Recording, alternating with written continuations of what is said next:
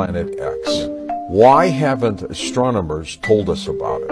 On Fox News, an astronomer came on there and he described not only that they've discovered it, but they've named it. NASA calls it Planet 9, but it's orbiting its own star. It's got a brown dwarf star that it orbits. It's got its own little planetary solar system going around it. That's where the Anunnaki are. The astronomer said, which blew me away, that's where we came from. So this planet, inhabited with the Anunnaki, are they still there in your opinion? This is some real Star Wars type stuff here. They may still be living in our solar system. They presented us with two gifts. One was an automatic translator that we could type into, and we could see their language on it, and they could see our language, and they could communicate that way. They brought those with them. They also presented us with a gift to the people of Earth called the Yellow Book. Yes.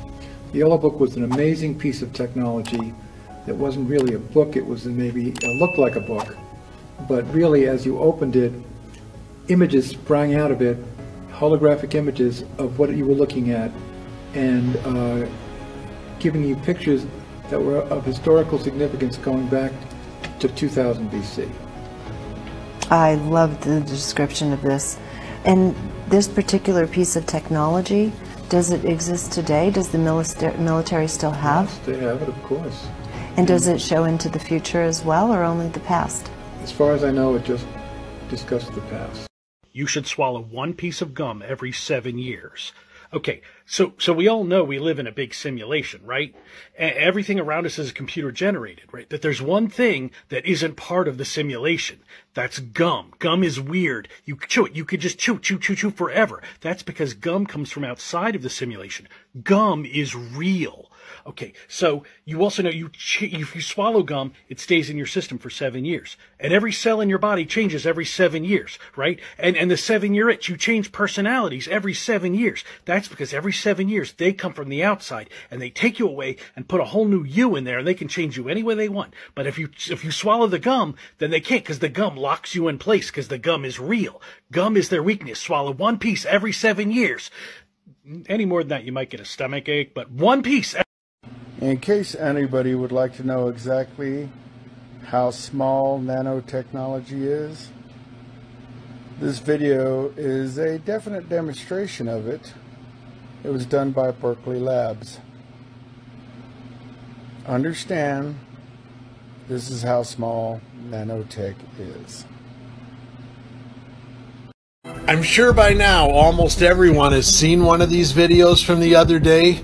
Some people say it's a meteor, some people say it's a SpaceX rocket, some people even say it's a UFO, but one thing is for sure, there have been a lot more strange sightings lately, and I think I know why.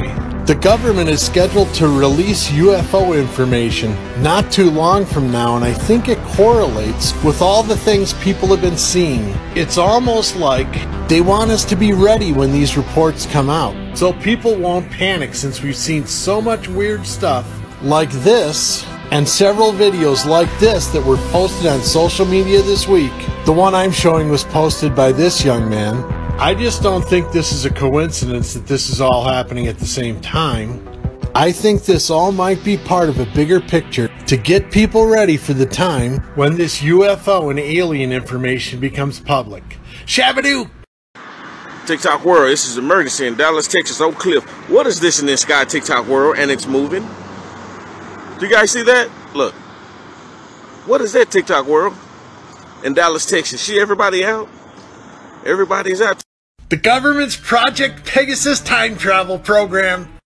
Andrew Basiago, an attorney based in Seattle, Washington, claims that he was part of a secret U.S. government program called Project Pegasus from the time he was 7 until he was 12. The program was part of the Defense Advanced Research Projects Agency, and they experimented with teleportation and time travel. Basiago's proof that he was a kid time traveler is a photo of Lincoln in Pennsylvania giving his famous Gettysburg Address. If you look closely, you'll see a kid wearing oversized clothes from the time period with a haircut from the 1970s. Basiago said that he ended up attracting more attention even though he was trying to fit in.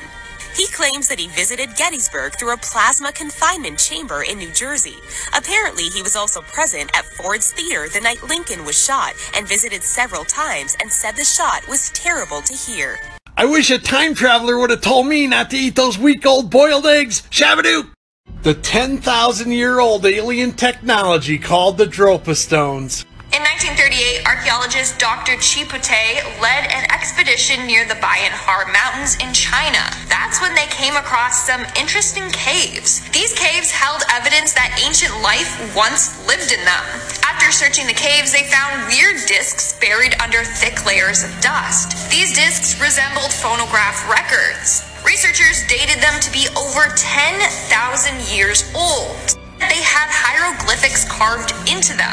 When studied, it told a story about a spaceship that crashed into the mountains. Aboard the spaceship were people that called themselves the Dropa. Then later on, the discs were sent to Moscow for further studying. That's when they were placed on this special turntable, and the discs would vibrate or hum in a weird rhythm, as if an electric charge was passing through them.